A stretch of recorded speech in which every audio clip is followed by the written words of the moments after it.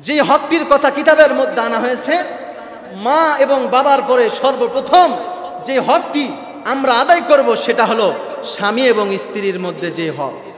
স্বামী তার স্ত্রীর হক আদায় করবে, স্ত্রী তার স্বামীর হক আদায় করবে। কথা বুঝতেছেন আমার? আল্লাহ রাসূল বলেন, স্বামী তার স্ত্রীর হক আদায় করবে, স্ত্রী তার স্বামীর হক আদায় করবে।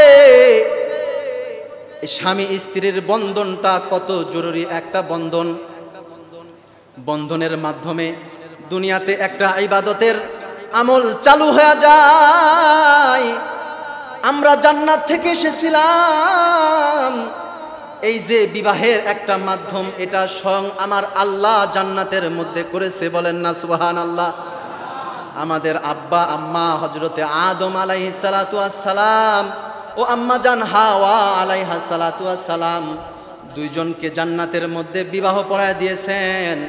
আল্লাহ তাআলা বিবাহ পড়ায় দিয়া জান্নাতের মধ্যে বসবাসের একটা ব্যবস্থা করে দিয়েছিলেন। কোনো কারণে কোনো একটা শয়তানের চক্রের পড়ে জান্নাত থেকে আবার আমাদের আব্বা আম্মাকে দুনিয়াতে পাঠানো হয়েছিল। কিন্তু এই দুনিয়াতে আসাটাই শেষ নয়, আবারও আব্বা এবং আম্মাকে আল্লাহ তাআলা পরবর্তীতে আবারও জান্নাত দিয়ে দিয়েছে।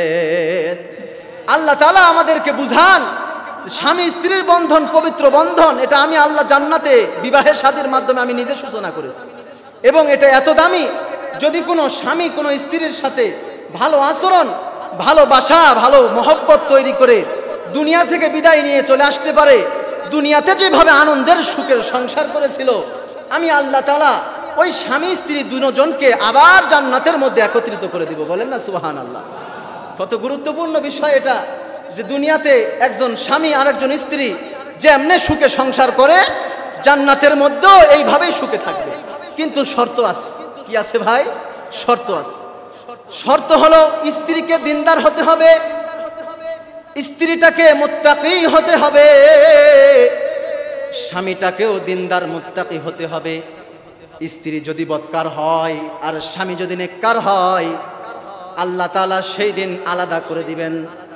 আবার যদি স্ত্রী নেককার স্বামী বদকার, স্ত্রী নামাজ পড়নে ওয়ালা একজন আবেদা আর স্বামীটা একজন বদকার নাফরমান, আবার এই দুজনকে কিয়ামতের ময়দানে জান্নাতে আর দেওয়া হবে না, আলাদা করে দিবেন। এই জন্য যারা স্বামী স্ত্রী যারা বিবাহ করেছেন, যদি স্ত্রীকে সত্যকার ভালোবেসে থাকেন, তাহলে দুনিয়াতে যেমনে সুখে থাকতে চান, জান্নাতেও ওইভাবে যদি সুখে থাকতে চান, তাহলে আপনাকেও আমলওয়ালা হতে হবে, আপনার স্ত্রীকেও আমলওয়ালা হতে হবে। যদি বদকার হয় স্বামী, যদি আপনি নেককার হন, তাহলেও কোনো ফায়দা হবে না, কিয়ামতের ময়দানে পৃথক হয়ে যেতে হবে। এই জন্য সম্মানিত উপস্থিতি, এই যে বিবাহ একটি বন্ধন, যেটা আল্লাহ তাআলা জান্নাতের মধ্যে সূচনা করেছিল, এটা কত দামি একটা আমল। এই কারণে তো রাসূল হাদিসের মধ্যে বারবার বলেছেন যে, এ উম্মতেরা, তোমাদের ছেলে সন্তানগুলো যদি বালেগ হয়ে যায়, যত তাড়াতাড়ি পারবা এদেরকে বিবাহ বন্ধনে আবদ্ধ করবে, যত তাড়াতাড়ি পারা যায়। কারণ এটা আল্লাহ রাসূল সাল্লাল্লাহু আলাইহি সাল্লাম তিনি তিনার জামানায় আজ থেকে 1500 বছর আগে বলে গিয়েছেন। বলেন তো 1500 বছর আগের অবস্থা আর বর্তমান 2024 সালের অবস্থা কি এক? আল্লাহু আকবার। সাহাবীদের জামানা তো পবিত্র জামানা ছিল, সেখানে চোখের গুনাহ ছিল না, সেখানে জবানের গুনাহ ছিল না, এরকম ভাবে অনেক গুনাহ থেকে তারা বেঁচে ছিল। কিন্তু বর্তমান জামানা, বাইর হইলেই চোখের গুনাহ, বাইর হইলেই কানের গুনাহ, মুখের গুনাহ, আছে না নাই বলেন? এই জন্য সম্মানিত উপস্থিতি, আল্লাহ রাসূল বলেছেন, যত তাড়াতাড়ি সম্ভব তুমি তোমার নওজোয়ান ছেলে এবং মেয়েকে বিবাহ দিয়া দাও। বিবাহকে যত সহজ করা যায় ততই ভালো, সমাজটা তত সুখের হবে, পরিবেশটা তত সুন্দর হবে। আজকে বিবাহকে সহজ করা হয় নাই, আজকে বিবাহকে কঠিন করা হয়েছে, আর তালাককে সহজ করা হয়েছে। কথা বলেন ঠিক কিনা? আজকে গবেষণা করে দেখা হয়েছে যে যত তালাক হচ্ছে, প্রতি ঘন্টায় একটা করে তালাক হচ্ছে, প্রতি ঘন্টায় একটা করে তালাক হচ্ছে পুরা বাংলাদেশের মধ্যে। গবেষণা করে দেখা হয়েছে এত তালাকের হার কেন বাড়লো। সম্মানিত উপস্থিতি, আজকে বিবাহ বন্ধনটা যে সুন্দরভাবে হবে, রাসূলের সুন্নত তরিকা আল্লাহ তাআলার হুকুম অনুযায়ী, এইটা তো আজকে নাই। আজকে আশ্চর্য, কোন জামানায় আজকে আমরা এসেছি। দেখেন, কিছু সুদী সমাজ আছে, মাতব্বর মণ্ডল আছে, যখন কোনো ছেলে মেয়ের বিবাহ শাদীর কথা চলে, যখন বিবাহ শাদীর কথা চলে, দেখবেন যে মোহরানাটা ফিক্সড করে, যে মোহরানাটা ঠিক করে, দেখবেন যে ছেলের কামাই রোজগারের ব্যবস্থা একেবারে ন্যূনতম। একজন ছেলে প্রত্যেক মাসে 10 থেকে 15,000 টাকা কামাই করতে পারে, কিন্তু এই ময় মাতব্বরগুলা কি করে দেয়, ওই ছেলের মাথার উপরে তার স্ত্রীর 2 থেকে 3 লাখ, 4 লাখ, 5 লাখ টাকা মোহরানা বেঁধে দেয়। কথা বলেন ঠিক কিনা? এর কারণটা কি জানেন? এর কারণ হচ্ছে, ওই মুরব্বীরা বলে, তাদেরকে যদি জিজ্ঞাসা করেন তাহলে তারা বলবে, এর কারণ হলো যে মোহরানা বেশি বাড়াইলে তালাক হওয়ার সম্ভাবনা নাই। আমি কি ভুল বললাম এই কথা? আমি অনেককে জিজ্ঞাসা করেছি, এই একই বক্তব্য দেয়, মোহরানা বেশি হলে তালাক দেওয়ার সম্ভাবনা নাই। আরে আজব বাংলাদেশ এটা ভাই! কি এক জামানায় আমরা আসলাম যে বিয়ে এখনো হয় নাই, কথাবার্তা চলতেছে, বিয়ের আগে মোহরানা ঠিক হইতেছে।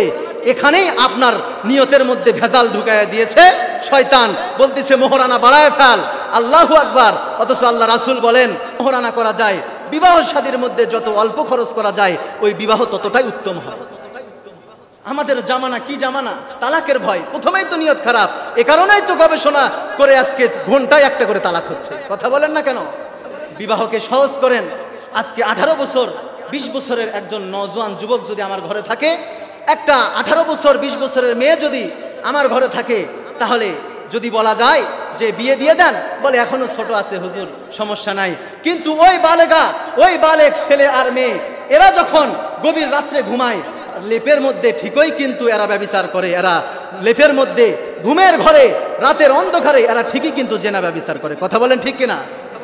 আজকে জেনা ব্যভিচারটাকে একেবারে হাতের মোয়ার মতো হয়ে গেছে, আর বিবাহ কঠিন হয়ে গিয়েছে। আল্লাহু আকবার! 18 বছর বয়সে, 17 বছর একজন মেয়ে, একজন ছেলে কত বছর বয়সে বালেগ হয় বলেন তো? 20 বছর। এটা তো সরকারের লেভেলে, মানে সরকারের আইন অনুযায়ী এটা। কত বছর বয়সে? আপনারা কত বছর বয়সে হয়েছেন? 13, 14, 15, তাই কিনা? আচ্ছা 15 বছরই ধরলাম, 15 বছর ধরলাম। একটা মেয়েকে যদি আপনি এখন একটা ছেলেকে 15, 16, 18 বছর বয়সে বিয়ে দিয়ে দেন, যদি খবর যায় থানায়, সঙ্গে সঙ্গে ওখানে পুলিশ আসবে কিনা? আসবে না? আশ্চর্য বাংলাদেশ!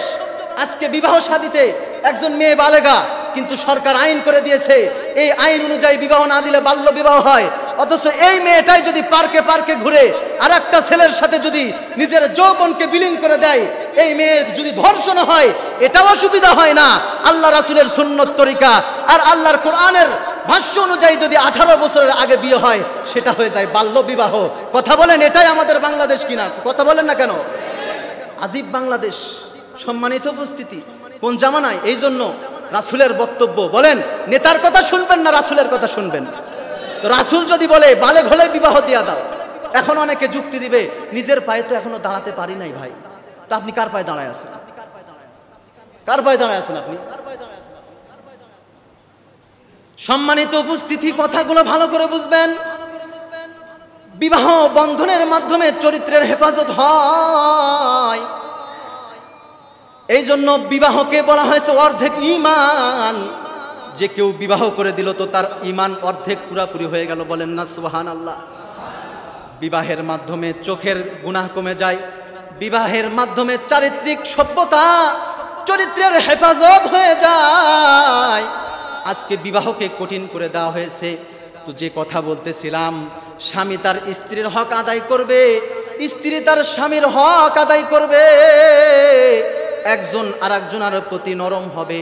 স্বামী রেগে গিয়েছে তো স্ত্রী নরম কণ্ঠে কথা বলবে, আবার স্ত্রী রেগে গিয়েছে তো স্বামী নরম কণ্ঠে কথা বলবে। পরস্পরে ভালোবাসা আদান প্রদান হবে। বিবাহ বন্ধন এটা এমন একটা ইবাদত, যদি কোনো স্বামী স্ত্রী বসে বসে শুধু কথা বলে, যদি গল্প করে, নফল নামাজ পড়লে যে সওয়াব, ওই সওয়াবের, ওই নফল নামাজ পড়লে যে সওয়াব পাই, শুধু কথা বলা আর হাসাহাসির মাধ্যমে আল্লাহ একই সওয়াব দান করে। কত দামি কথা! এ কারণে স্বামী স্ত্রী মাঝে মাঝে কথা বলবেন। স্ত্রী রান্না করে ফেলেছে, আশ্চর্য একটা খবর শুনেন। আশরাফ আলী থানভী রহমাতুল্লাহ আলাইহি বলেছেন, যে মাঝে মাঝে তো মিথ্যা কথা বললে গুনাহ হয়ে যায়, কিন্তু কোনো স্বামী যদি মজা করে খাবার বসে যদি স্ত্রীকে এতটুকু বলে, আজকে কি দিয়া তরকারিটা রান্না করেছো, এত সুন্দর হয়েছে, খেয়ে কলিজাটা ভরে গিয়েছে, কিন্তু লবণ বেশি হয়েছে, তরকারিটা ভালো হয় নাই, কিন্তু স্বামী যদি এতটুকু স্ত্রীর মন খুশি করার জন্য তাকে ভালোবাসার খাতিরে যদি এই কথাটা মুখ দিয়ে বের করে দেয়, তো আশরাফ আলী থানভী রহমাতুল্লাহ আলাইহি বলে কথাটা সত্য না হলেও স্ত্রীর মন পাওয়ার জন্য যে কথা বলেছে, ভালোবাসার বন্ধন গাঢ় করার জন্য একটা কথা বলার কারণে এই কথার দ্বারাও মানুষ সওয়াব পেতে থাকে। সুবহানাল্লাহ। এজন্য বিবাহ বন্ধন এত জরুরি একটা আমল। স্বামী তার স্ত্রীকে বুঝবে, স্ত্রী তার স্বামীকে বুঝবে। স্বামী বাইরে থেকে যাবে তো স্ত্রী স্বামীর মেজাজ বুঝবে, তার মাথা এখন ঠান্ডা আছে না গরম আছে, কিছু বললে রেগে যায় না ঠিক আছে, এগুলো আগে বুঝবে। আজকে আজব যে অধিকাংশ স্ত্রী স্বামীর মেজাজ বুঝতে চায় না, মেজাজ বুঝতে চায় না। স্বামী বাইরে থেকে এসেছে, কি অবস্থায় আছে, সে বাসায় একরকম অবস্থায় আছে, বাসায় তো দিনের পরিবেশে থাকে না। আজকে প্রত্যেকটা ঘর দাউ দাউ আগুন জ্বলতেছে, স্বামী স্ত্রীর মধ্যে ভালো সম্পর্ক নাই। কেন জানেন? আর ওই স্বামীগুলো এসে বলে স্ত্রীর সাথে ভালো সম্পর্ক নেই। আজব স্বামীও তো বাংলার জমিনে পাওয়া যায় যে তার নিজের স্ত্রীর কথা অন্য মহিলা মানুষের কাছে গিয়ে গীবত করতে থাকে, বন্ধুর কাছে গিয়ে গীবত করতে থাকে। দোস্ত কপালটা পুরাইছি রে, এমন মেয়েরে বিয়ে করে আসলে আমার ভাগ্যটা খারাপ, বাড়িতে গেলেই শুধু খেস খেস করে, বাড়িতে গেলেই শুধু ঝগড়া করে, ভালো লাগে না। এমন হওয়ার তো কারণ আছে ভাই। আল্লাহ রাসূল বলেছে 4টা জিনিস দেখে বিবাহ করো, এর মধ্যে গুরুত্বপূর্ণ একটি হলো দিনদার মেয়ে দেখে বিবাহ করো, দিনদারিত্ব যার মধ্যে আছে তাকে দেখে বিবাহ করো। আপনি তো এগুলো দেখেন নাই, ডিমানের লোভে আপনি কালো আর সাদা বাসকিস করেন নাই, দিনদার আর বেঈমান এগুলো বাসকিস করেন নাই, আপনি পাইছেন টাকা বেশি, বিবাহ করে ফেলছেন, ঘরে নিয়ে আসছেন। এখন বিবি সাহেবা বলতেছে বড় যদি একটা টিভি না দাও তাহলে ভাত রান্না বন্ধ করে দিব। বিবিকে খুশি করার জন্য এখন রাসূলের বিরুদ্ধে যে আপনি বড় একটা টেলিভিশন এনে দিয়েছেন, এখন কাজ করে ভাত রান্না করে কাজের ফাঁকে ফাঁকে সারা দিন বসে বসে সিরিয়াল দেখে, পরকিয়া কেমনে করতে হয়, স্বামীর সাথে কেমনে ঝগড়া করতে হয়, স্বামী যদি হট মেজাজ হয় তার সাথে কেমন আচরণ করতে হয়, ইন্ডিয়ান সিরিয়ালগুলো দেখে দেখে এই স্ত্রী এই মহিলারা আজকে সব শিখে শিখে আপনার সাথেও একই কাজ করতেছে। কথা বলেন ঠিক কিনা? আপনি যদি শুরুতেই দিনদার মেয়ে তালাশ করতেন, আমার টাকা পয়সা দরকার নাই, একজন দিনদার মেয়ে দরকার। আর দিনদার মেয়েই বা পাবো কোথায়? কারণ আজকের গার্জিয়ানরা তো দিনদার মেয়ে বানানোর চেষ্টাও করে না, কখনো ভাবেও না যে আমার মেয়েটা দিনদার হোক, আমার মেয়েটা আবেদা হোক। হাজার হাজার টাকা দিয়ে 3 পিস কিনে দেয়, আজব কারবার। 2000 টাকা দিয়ে একটা সুন্দর পুরা মাথা থেকে পা পর্যন্ত ঢাকতে পারবে এমন বোরকা নিয়ে দিতে পারে না। কথা বলেন না কেন? আবার মোটরসাইকেলের পিছনে দেখবেন এত সুন্দর সাজুগুজু মেয়েরাও আজকে, আল্লাহু আকবার, স্বামীর সামনে সাজে না, যত পুরাতন কাপড়, যত একবারে নোংরা হয়ে থাকা যায় এই অবস্থায়। আর যখন দেখবেন বিবাহ খাইতে যায়, ভাইয়ের বিয়ে, শালার বিয়ে, অথবা কারো বিয়ে খাইতে যাচ্ছে, বান্ধবীর বিয়ে, অথবা কোনো মার্কেটে যাচ্ছে মার্কেট করতে, দেখবেন এত সুন্দর করে লিপস্টিক আর সাজুগুজু, এত সুন্দর কাপড় পরে। আরে তুমি কারে দেখাইতে যাও এমনি? কথা বলেন না কেন? অথচ আল্লাহ রাসূল বলেন যত সাজতে পারো নিজের স্বামীর সামনে সাজো, নিজের স্বামীর সামনে নিজের সৌন্দর্য ফুটায় তোলো, স্বামী যেন তোমাকে দেখে স্বামীর চক্ষু শীতল করতে পারে। আল্লাহু আকবার। এগুলা কোথায় শিখতেছে? ওই যে হিন্দি সিরিয়াল, ঘরের মধ্যে টিভি লাগাই দিবেন বেশি করে, তাই না? কথা বলেন না কেন? কথা বলেন, লাগাবেন? আওয়াজ দিয়ে বলেন, আওয়াজ দিয়ে বলেন, লাগাবেন? রাসূলকে মানবেন না ওই ইহুদিদেরকে মানবেন? কোনটা? আজকে অধিকাংশ স্ত্রীরা মেজাজ বোঝে না। স্বামীর মেজাজ বুঝতে হয়। রাসূলের সাহাবীদের জীবনীগুলো একটু দেখলে বুঝবেন। রাসূলের একজন সাহাবী, তার একটা ছেলে সন্তান আছে যে বেশিরভাগ সময় অসুস্থ হয়ে থাকে। অসুস্থ অবস্থায় এই বাচ্চাটাকে বড় করতেছে, দিন যায়, অসুস্থতা আরো বাড়তে থাকে। একদিন বাচ্চাটা হঠাৎ করে দুনিয়া ছেড়ে বিদায় নিয়ে গেছে। সাহাবী এই স্বামীটা বাইরে কাজ করার জন্য যখন গেছে, মা ওই মৃত বাচ্চাকে সুন্দর করে সাদা কাপড় পরাইয়া ঘরের মধ্যে ঢেকে রেখেছে। এবার সাহাবী যখন বাইরে থেকে কাজ শেষ করে ঘরের মধ্যে ঢুকেছে, উচিত তো ছিল মায়ের মনটা তো সন্তানের জন্য পাগল পারা, চোখের পানি ফেলে ফেলে কাঁদা দরকার ছিল, কিন্তু কাঁদে নাই। স্বামী বাইরে থেকে যখন আসছে স্বামীকে সালাম দিয়েছে, স্বামীর সামনে ঠান্ডা পানি তুলে ধরেছে, স্বামী আপনি কষ্ট করে এসেছেন, এই যে পানি খান। স্বামী এসে জিজ্ঞাসা করতেছে ছেলেটার অবস্থা কি, অনেক সময় তো অসুস্থ, অসুখ কমলো না বেশি হয়ে গেল? মহিলা বলতেছে স্বামী গো, সন্তানটা আরামের ঘুম ঘুমাইতেছে, আপনার কোনো পেরেশানি নাই, চিন্তা নাই, আপনি আরাম করেন। আল্লাহু আকবার বলেন। মুসলমান সাহাবীদের আমল আকীদা, তাদের দিলের সান্ত্বনা বুঝ, তাদের ঈমানটা কত কঠিন কত জটিল ঈমান ছিল একটু চিন্তা করে দেখেন। এবার স্বামীকে রাতের খাবার খাওয়াইছে, স্বামীর খেদমত করেছে।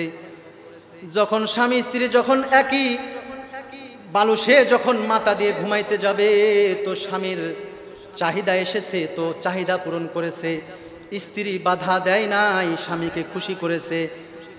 এবার ফজরের আগে যখন গোসল সেরেছে, গোসল শেষ করার পরে স্বামী যখন আবার বিছানায় একটু আরাম করার জন্য যখন শুইছে, ওই যে স্ত্রী এবার স্বামীর মাথার কাছে বসে মাথা বুলাইতেছে আর স্বামীকে বলতেছে স্বামী গো, একটা কথা বলতে চাই, যদি মন না খারাপ করেন, যদি কষ্ট দিলে না আসে, তাহলে আমি আপনাকে একটা কথা বলবো।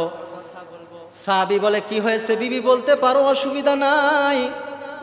মহিলা সাহাবী বলতেছে স্বামী আমার, বলেন তো আপনার কাছে যদি কেউ কোনো জিনিস পাওনা রাখে, সময় মতো যদি ওই পাওনা জিনিসটা যদি পাওনাদার নিতে আসে, আপনি কি দিবেন না বাধা দিবেন? স্বামী বলতেছে কেন বিবি, এটা তো কথা না, অবশ্যই পাওনাদারের পাওনা তাকে ফিরায় দিতে হবে, এটাই রাসূলের শিক্ষা। তাহলে স্বামী আমার শুনুন, আপনি যখন কাজের জন্য ঘর থেকে বাইরে গেছেন, ওই সময় আমাদের সন্তানটা দুনিয়া থেকে বিদায় নিছে। সাহাবী বলতেছে আমার কলিজা ফেটে কান্না বাইর হইতেছিল, কিন্তু আমি আমার বিবির কথা শুনে আশ্চর্য হয়ে গেলাম যে গত রাতে আমার সন্তানটা মারা গিয়েছে। রাত পার হয়েছে, সারা রাত স্ত্রী আমাকে সময় দিল, খুশি করলো। একটা মহিলা এত শক্ত দিলের হতে পারে, এত ধৈর্যশীল হতে পারে, আমি স্বামী কেন কাঁদবো, এত সুন্দর একজন মেয়ে আমি পেয়েছি। পরের দিন সকালবেলা ফজরের পর আল্লাহ রাসূলের কাছে গিয়ে বলে, ওগো সরকার, ওগো সরদার গো, জানেননি আজকে আমার বাড়িতে কি হয়েছে? আমার সন্তানটা মারা গিয়েছে, আমার স্ত্রী আমার কাছে গোপন রেখেছে, আমাকে এত ভালোবেসে এত ভালোবাসে, আমাকে কষ্ট দিতে চায় না। আল্লাহ রাসূল বলেন, এই সাহাবী রে, আমাকে বলতে হবে না, বলতে হবে না, তোমার স্ত্রীর প্রশংসা তোমার করার আগে জিবরাইল এসে আমার কাছে খবর দিয়া গিয়েছে, তোমার স্ত্রীর উপর আল্লাহ তাআলাও খুশি হয়েছেন। আল্লাহু আকবার বলেন। এই তো হলো আগের জামানার সাহাবীদের অবস্থা। মুসলমান স্বামীদের মেজাজ বুঝতো, স্বামীকে বাবার চাইতে বেশি ভালোবাসতে হয়, স্বামীকে ভাইয়ের চাইতে বেশি ভালোবাসতে হয়। আল্লাহ রাসূল বলেন, পৃথিবীর মানুষদের যদি সেজদা করার মতো হুকুম দিত, আল্লাহ যদি হুকুম দিত, তাহলে সর্বপ্রথম প্রত্যেকটা স্বামীকে তার স্ত্রী সেজদা দেওয়া, স্ত্রীর স্বামীকে সেজদা দেবে, এটা বহাল হয়ে যেত, এই হুকুম জমিনে চালু হয়ে যেত।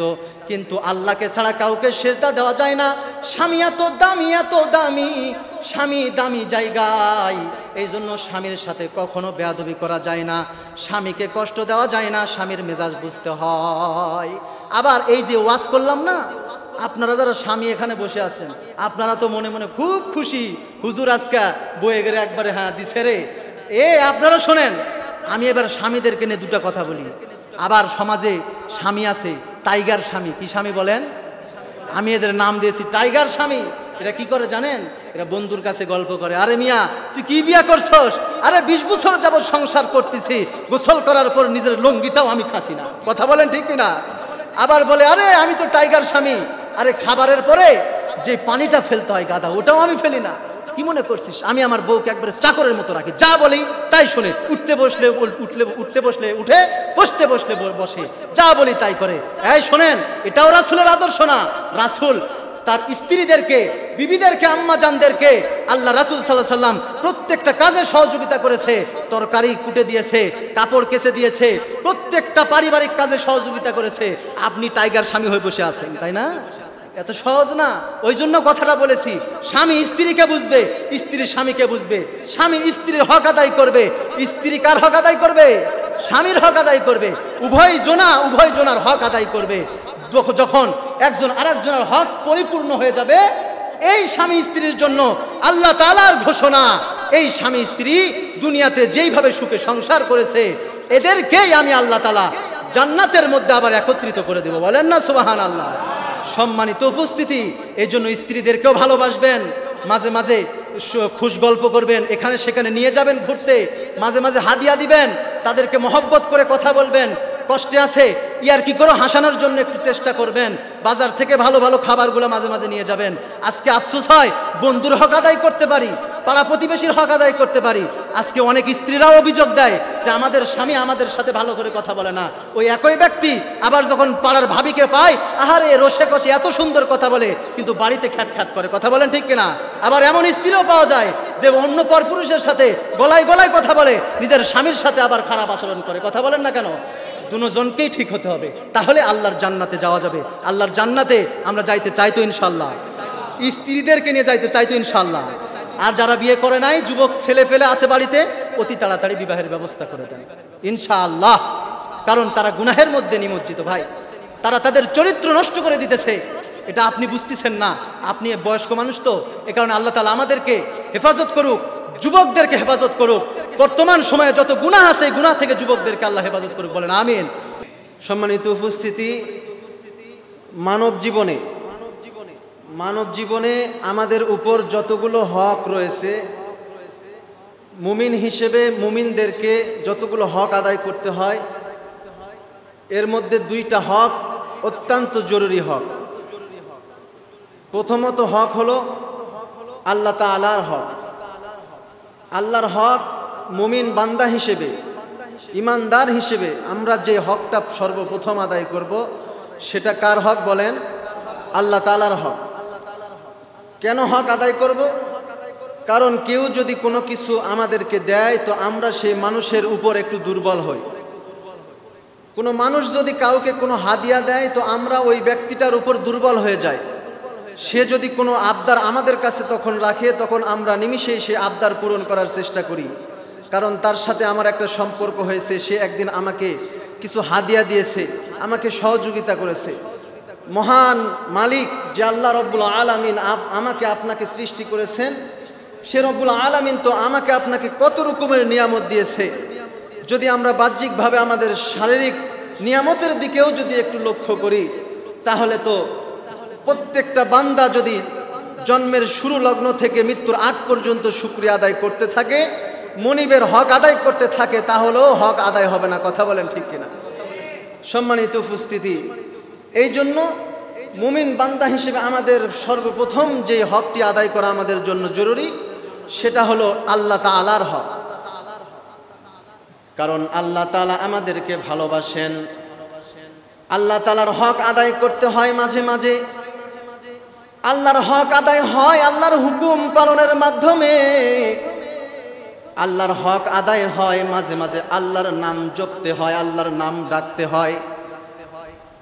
আল্লাহ তাআলা কুরআনুল কারীমের মধ্যে এই একটি হক যে আল্লাহকে বান্দা ডাকবে অন্তর দিয়া, মন দিয়া, শোয়ার সময় ডাকবে, ঘুমানোর সময় ডাকবে, কাজ করবে তো বান্দা আল্লাহকে ডাকতে থাকবে, সর্বক্ষণ সর্বহালতে বান্দা আল্লাহকে ডাকতে থাকবে। এই একটি হকের ব্যাপারে আল্লাহ কোরআনের মধ্যে যতবার ইঙ্গিত দিয়েছে, আর কোনো হকের ব্যাপারে আল্লাহ ততবার ইঙ্গিত দেয় নাই। আল্লাহ বারবার কোরআনের মধ্যে বলেছেন, ইয়া আইয়ুহাল্লাযীনা আমানু যিকুরুল্লাহ যিকরান কাসীরা, তোমরা আমি আল্লাহকে ডাকতে থাকো। ফাযকুরুনি আযকুরকুম ওয়াশকুরুলি ওয়ালা তাকফুরুন। আল্লাহকে বারবার ডাকা, এটা আল্লাহ তাআলার একটা হক। সবাই আওয়াজ করে একটু বলেন আল্লাহ। আওয়াজ করে সবাই বলেন সুবহানাল্লাহ, আলহামদুলিল্লাহ, আল্লাহু আকবার, এই যে আল্লাহর নাম ডাকলেন, আল্লাহ আমাদের উপর খুশি হয়ে গেলেন। মাকে যেমন সন্তান ডাকলে মা খুশি হয়ে যায়, বাবাকে বাবা বলে ডাকলে বাবা খুশি হয়ে যায়, আল্লাহকে আল্লাহ বলে ডাকলে আল্লাহ খুশি হয়ে যায়। আল্লাহ খুশি হয়ে ফেরেশতাদেরকে বলতে থাকে, দেখো দেখো আমার এই বান্দাগুলোকে, আমার এই বান্দাগুলো আমাকে ডাকতেছে, তোমরা সাক্ষী থাকো। আমাকে মহব্বতে ডাকার কারণে আমি আল্লাহ খুশি হয়ে তাদের সগীরা গুনাহগুলো ক্ষমা করে দিলাম। সুবহানাল্লাহ। এই জন্য সম্মানিত উপস্থিতি, আল্লাহর নাম ডাকতে হয়। আমরা তো অন্যান্য সময় ডাকতে পারি না। জুমার নামাজ করতে আসছি, জুমার নামাজে মসজিদে আসলে আল্লাহর স্মরণটা একটু বেশি হয়। তাই আজকের আলোচনার মধ্যে যদি মাঝে মাঝে যদি আল্লাহর নাম ডাকতে হয়, সুবহানাল্লাহ আলহামদুলিল্লাহ যদি বলতে হয়, জোরে জোরে আওয়াজ দিয়ে বলবেন তো ইনশাআল্লাহ। আল্লাহ তাআলা আল্লাহর নাম বেশি বেশি করে ডাকা, আল্লাহর নাম স্মরণ করার তৌফিক দান করুক, বলেন আমিন। সম্মানিত উপস্থিতি, আল্লাহ তাআলার হক যেমন নামাজ, এটা আল্লাহ তাআলার হক। আল্লাহর হকের পাশাপাশি আরেকটি দামি হক যেটা মুমিনরা আদায় করবে, সেটা হলো হাক্কুল্লাহ। এক আল্লাহর হক, দ্বিতীয় হলো হাক্কুল ইবাদ, বান্দার হক।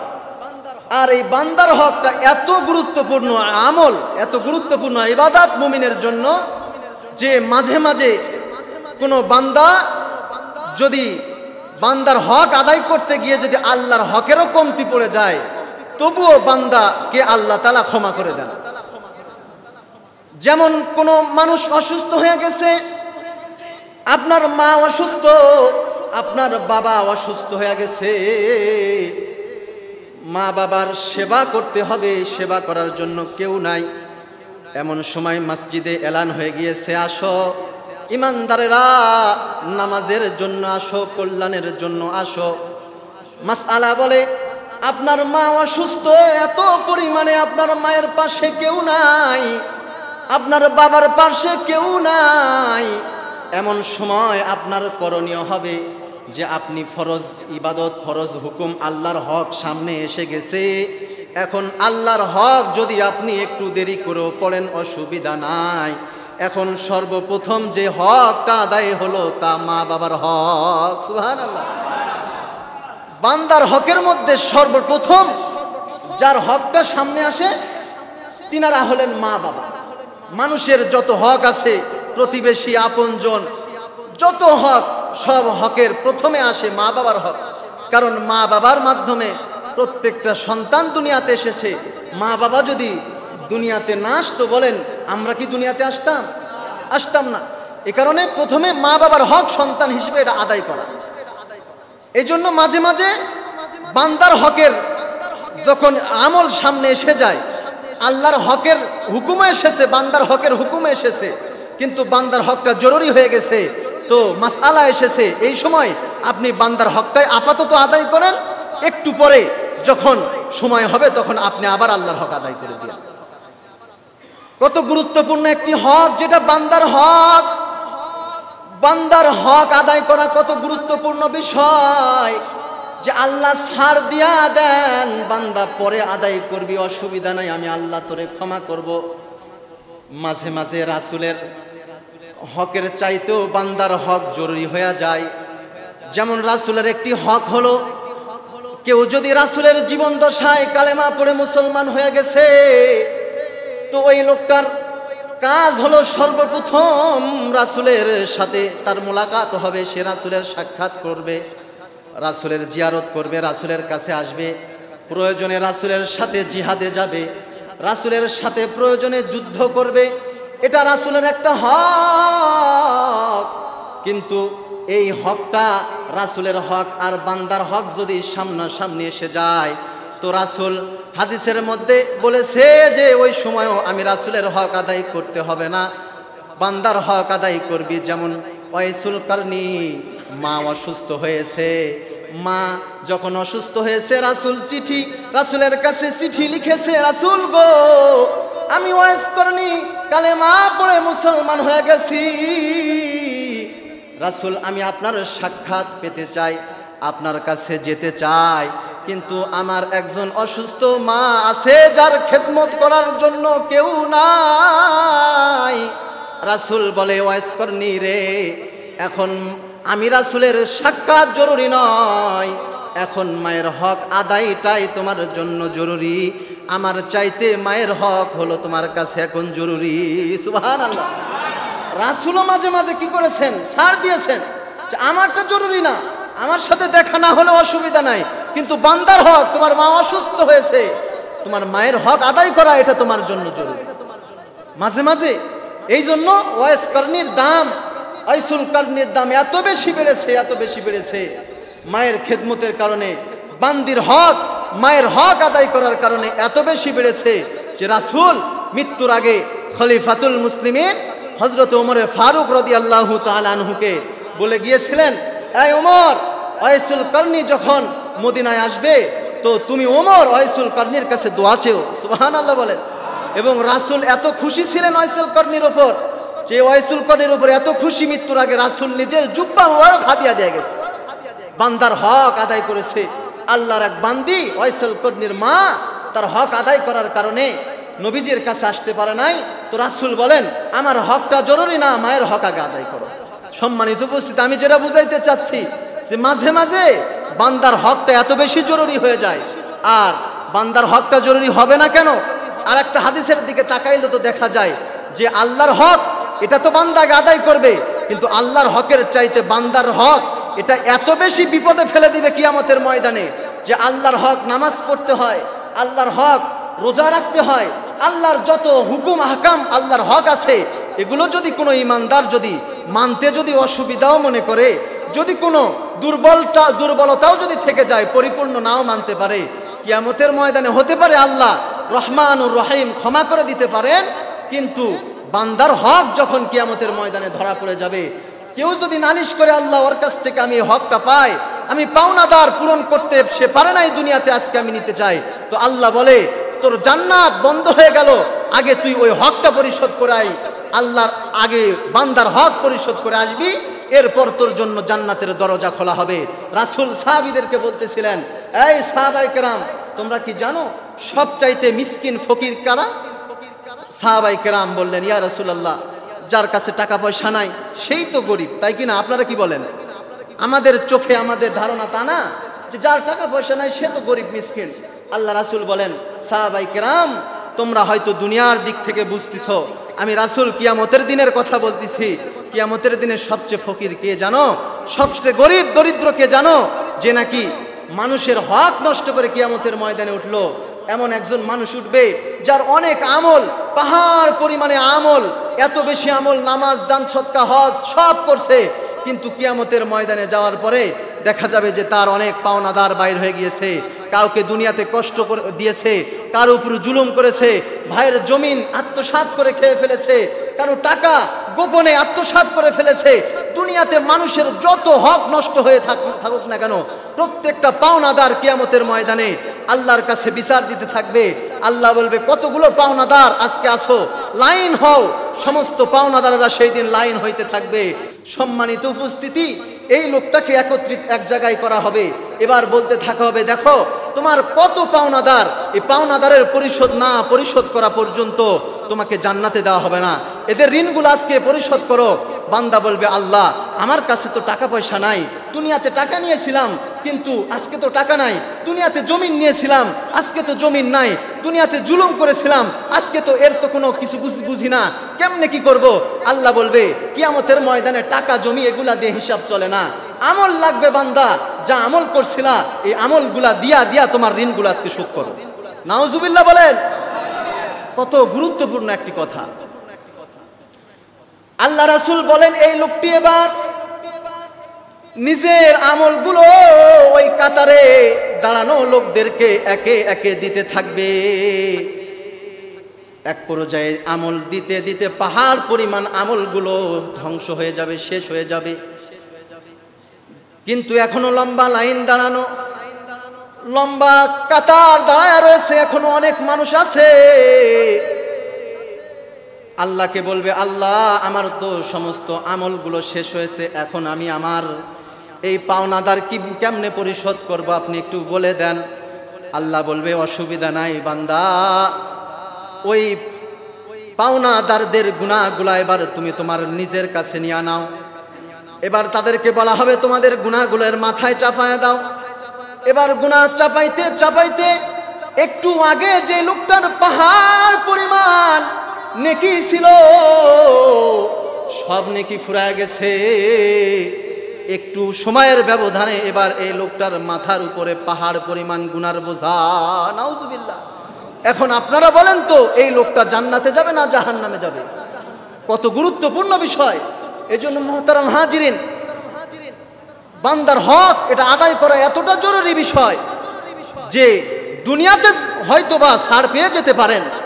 দুনিয়াতে ভাইয়ের জমিন আত্মসাৎ করেছেন, ভাইকে ঠকাইছেন, ভাতিজাকে ঠকাইছেন, এতিম সন্তানকে ঠকিয়ে ফেলেছেন, দুনিয়াতে হয়তো কোনোভাবে পার পেয়ে চলে যেতে পারেন, কিন্তু কিয়ামতের ময়দানে চূড়ান্ত বিচারের দিনে আপনার শায়েস্তা সেই দিন হবে, আপনার বিচার হবে সেই দিন। এই জন্য আল্লাহ তাআলা বলেন ওয়াত্তাকু ইয়াওমান তুরজাউনা ফীহি ইলাল্লাহ, বান্দা ভয় করবি ওই দিনকে, কিয়ামতের ময়দান, যেই দিন সূর্যটা মাথার কাছাকাছি আসবে, যেই দিন তোদেরকে বাঁচানোর জন্য কেউ থাকবে না, ওই দিনকে ভয় করবি। কারণ বান্দার হক যদি কেউ মেরে যাও চূড়ান্ত বিচার হবে সেই দিন। সম্মানিত উপস্থিতি, এই জন্য বান্দা হিসেবে বান্দার হক আদায় করার ক্ষেত্রে প্রথম হক পাওনেওয়ালা আমাদের কাছ থেকে আমাদের মা বাবা। আমাদেরকে বলেন মা বাবা, এটা জরুরি। এই জন্য মা বাবাকে কখনো কষ্ট দিবেন না। মা বাবা যদি নারাজ হয়ে যায়, আল্লাহ রাসূল বলেন হুমা নারুকা ওয়া জান্নাতুকা, যে মা বাবা তোমার জন্য জান্নাত অথবা মা বাবাই তোমার জন্য জাহান্নাম। মায়ের সেবা করে জান্নাত কামাই করবা অথবা মা বাবার সাথে বেয়াদবি করে তুমি তোমার জাহান্নামটা কামাই করে নিবা। এই জন্য গুরুত্বপূর্ণ বিষয়। এক নাম্বার হক, তাহলে আমরা কার হক আদায় করব বলেন? আল্লাহর হক। বান্দার ক্ষেত্রে কার হক আগে আসবে? মা বাবার হক। এরপরে যে হকটির কথা কিতাবের মধ্যে আনা হয়েছে, মা এবং বাবার পরে সর্বপ্রথম